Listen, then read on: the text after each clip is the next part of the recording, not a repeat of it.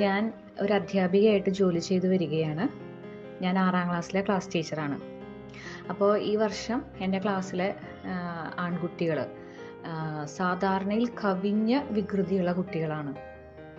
അപ്പോൾ അതുകൊണ്ട് തന്നെ വളരെ ബുദ്ധിമുട്ടായിരുന്നു. ഒരു ക്ലാസ് ടീച്ചർ എന്ന നിലയ്ക്ക് അവരെന്നെ കൺട്രോൾ ചെയ്യാനായിട്ട് വളരെയധികം പാടായിരുന്നു. ആ സ്കൂളിലെ HMനെയോ അല്ലെങ്കിൽ ടീച്ചേഴ്സിനെയോ അവർക്ക് ഒരു പേടിയുമില്ല. അപ്പോൾ 6ാം ക്ലാസ്സിലേക്ക് കുട്ടികൾ ജയിച്ചു വരുമ്പോൾ തന്നെ അവരെക്കുറിച്ച് ഓരോരുത്തരെ കുറിച്ചും അവരുടെ കുറുമ്പുകളെ കുറിച്ചൊക്കെ 5ാം ക്ലാസ്സിലത്തെ ടീച്ചർമാർ ഒരു വിവരണം തന്നിട്ടുണ്ടായിരുന്നു.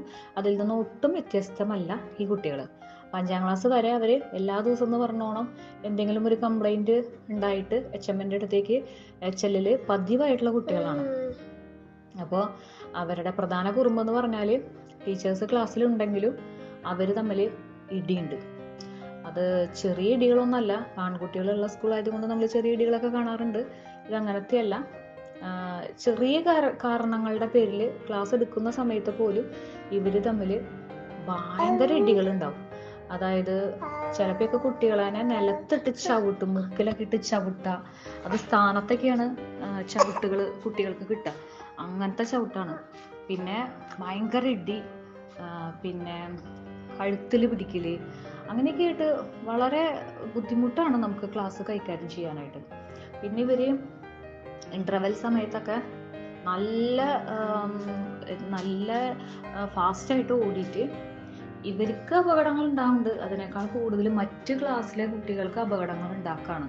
അപ്പോൾ 3 കുട്ടികൾ തന്നെ ജൂൺ മാസത്തിൽ സ്റ്റിച്ച് ഇടാനായിട്ട് കൊണ്ടുപോയി. ഇവര് അവരുടെ മേത്ത് ചെന്ന് ഇടിച്ചിട്ട്. പിന്നെന്ന് പറയുമ്പോൾ നമ്മൾ കേട്ടാൽ അറയ്ക്കുന്ന രീതിയിലുള്ള ചീത്ത വേർഡ്സ് ആണ് അങ്ങോട്ടും ഇങ്ങോട്ടും യൂസ് ചെയ്യല്. അപ്പൊ വലിയ ആൾക്കാർ പോലും ഇത്ര മോശം വേർഡ്സ് യൂസ് ചെയ്യുമെന്നുള്ളത് നമുക്കറിയില്ല. അത്ര മോശമായിട്ട്. അപ്പൊ നമ്മൾ എന്തെങ്കിലും ഒരു കാര്യം സ്ട്രിക്റ്റ് ആയിട്ട് അത് ചെയ്യാൻ പറ്റില്ല, അത് ചെയ്യണമെന്ന് പറഞ്ഞു കഴിഞ്ഞാൽ എന്നെയും പലപ്പോഴും ഇങ്ങനെയുള്ള വാക്കുകൾ അവർ വിളിച്ചിട്ടുണ്ട്. അപ്പോൾ നമ്മളത് മൈൻഡ് ചെയ്യാണ്ട് കേൾക്കാത്ത പോലെ ഇങ്ങോട്ട് പോരാനേ പറ്റുള്ളൂ. കാരണം വടി പോലും ഇന്നത്തെ കാലത്ത് എടുക്കാൻ പറ്റില്ലല്ലോ. അപ്പോൾ ഇങ്ങനെ ഒരു സാഹചര്യത്തിൽ അവരോരോ പ്രശ്നം ഉണ്ടാക്കുമ്പോഴും ഇവരെ HMൻ്റെ അടുത്തേക്ക് കൊണ്ടുപോകും. അപ്പോൾ കൂടെ ഞാനും ഉണ്ടാവും. അപ്പോൾ ആ കുട്ടികൾക്കും ചീത്ത കേൾക്കും. അതായത് എൻ്റെ ക്ലാസ്സിലെ കുട്ടികൾക്കും ചീത്ത കേൾക്കും. ഒരു ക്ലാസ് ടീച്ചർ എന്ന നിലയ്ക്ക് എനിക്കും നല്ലത് കേൾക്കും. അപ്പോൾ എൻ്റെ ക്ലാസ്സിലെ ആൺകുട്ടികൾക്ക് ചീത്ത കേൾക്കണത് യാതൊരു പ്രശ്നവുമില്ല, സ്ഥിരമായിട്ട് അവർ കേട്ടുകൊണ്ടിരിക്കണതാണ്. പക്ഷേ എന്നെ സംബന്ധിച്ച് അതെനിക്ക് വിഷമമായി തുടങ്ങി. അപ്പോൾ ജൂൺ മാസം അങ്ങനെ കഴിഞ്ഞു പോയി. അപ്പോൾ ജൂലൈ മാസം ആയപ്പോൾ എനിക്ക് ഓരോ ദിവസവും സ്കൂളിലേക്ക് പോകാനായിട്ട് വിഷമമാണ്.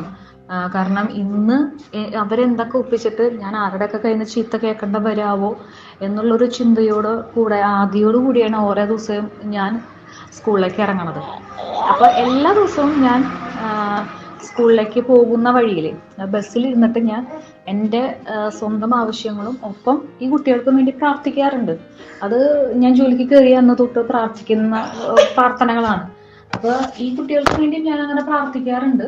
അപ്പോൾ ഒരു ദിവസം ഞാൻ ഇങ്ങനെ ബസ്സിലിരുന്നിട്ട് ഞാൻ അങ്ങനെ ആലോചിച്ചു, ഞാനിനി എങ്ങനെയാ പ്രാർത്ഥിക്കുക കുട്ടികൾക്ക് വേണ്ടിയിട്ട്, ഇനി എങ്ങനെയാ ഞാൻ പ്രാർത്ഥിക്കേണ്ടത്, എനിക്ക് അറിയണില്ലല്ലോ ദൈവമേ എന്നൊക്കെ ആലോചിച്ച് അങ്ങനെ വളരെ നിരാശയോടുകൂടി ഞാനിങ്ങനെ ആലോചിച്ചു ഇനി ഞാൻ എന്താ ചെയ്യേണ്ടതെന്നുള്ള രീതിയിൽ.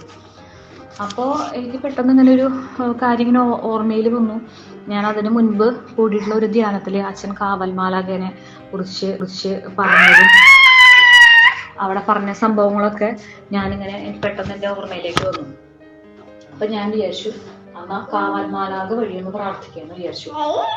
എൻ്റെ കാവൽമാലാഖോട് ഞാൻ പറഞ്ഞു അവരുടെ കാവൽമാലാഖോട് എൻ്റെ ഈ വിഷമം ഒന്ന് പറയണം. കാരണം എൻ്റെ ക്ലാസ്സിലെ 27 കുട്ടികൾക്കും ഓരോ കാവൽമാലാഖമാരുണ്ടല്ലോ. അപ്പോൾ ഇടി കൂടാനായിട്ട് എഴുന്നേൽക്കുമ്പോൾ ഇടി കൂടണ്ട, നല്ല കുട്ടികളായിട്ടിരിക്കാം എന്ന് പറഞ്ഞ് അവിടെ പിടിച്ചിരുത്തുക. അവർ പൊട്ട വാക്കുകൾ പറയാനായിട്ട് അവർക്ക് വരുമ്പോൾ വേണ്ട, നല്ല വാക്കുകൾ അവരുടെ വായിൽ കൊടുക്കാനായിട്ട് ദൈവത്തോട് അവർക്ക് വേണ്ടി പ്രാർത്ഥിക്കാം.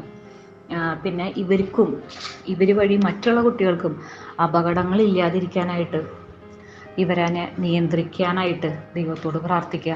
അങ്ങനെ നിരന്തരം ഇവർക്ക് വേണ്ടി പ്രാർത്ഥിക്കാനായിട്ട് എൻ്റെ കാവൽമാലാഖ വഴി ഞാൻ അവരുടെ കാവൽമാലാഖോട് പറഞ്ഞ് അങ്ങനെ പറയാൻ തുടങ്ങി. ഒപ്പം ഒരു സ്വർഗസ്നായും ഒരു 20 നന്മ നിറഞ്ഞ മറിയവും ചൊല്ലി പരിശുദ്ധ അമ്മയുടെ വിമല ഹൃദയത്തിലേക്ക് കുട്ടികളാണ് സമർപ്പിച്ച് ഞാൻ അങ്ങനെ പ്രാർത്ഥിച്ചു തുടങ്ങി. ആ പ്രാർത്ഥിച്ച ദിവസം ഞാൻ സ്കൂളിലേക്ക് ചെല്ലുമ്പോൾ വളരെ പ്രകടമായിട്ടുള്ള വ്യത്യാസമായിരുന്നു കുട്ടികളുടെ ഭാഗത്തു നിന്നുണ്ടായത്. നല്ല കുട്ടികളായിട്ട് ഇരിക്കുന്നതാണ് എനിക്ക് കാണാനായിട്ട് സാധിച്ചത്. അപ്പോൾ അതിനുശേഷം ഞാൻ ഇങ്ങനെ തന്നെയാണ് ഈ കുട്ടികൾക്ക്, എൻ്റെ ക്ലാസ്സിലെ കുട്ടികൾക്ക് വേണ്ടി ഞാൻ പ്രാർത്ഥിച്ച് വരുന്നത്. ഇപ്പോൾ മറ്റ് ക്ലാസ്സിലെ ടീച്ചേഴ്സ്, 5ാം ക്ലാസ്സിലെ അവരുടെ ക്ലാസ് ടീച്ചർ പോലും എന്നോട് ചോദിച്ചു എങ്ങനെയാണ് ഈ കുട്ടികൾ ഇങ്ങനെ മാറിയത്. അപ്പം അത്രയധികം പ്രകടമായിട്ടുള്ള വ്യത്യാസം ഈ കുട്ടികളുടെ സ്വഭാവത്തിലും അതുപോലെ സംസാരത്തിലും ഒക്കെ ഉണ്ടായി. അപ്പോൾ ഇത്രയും വലിയൊരു അനുഗ്രഹം എനിക്ക് ലഭിച്ചത് കാവൽ മാലാഖ വഴിയും പരിശുദ്ധ അമ്മ വഴിയും പ്രാർത്ഥിച്ചതിൻ്റെ ഫലമായിട്ടാണ്. അപ്പോൾ ദൈവത്തിന് 1000 നന്ദി. Praise the Lord.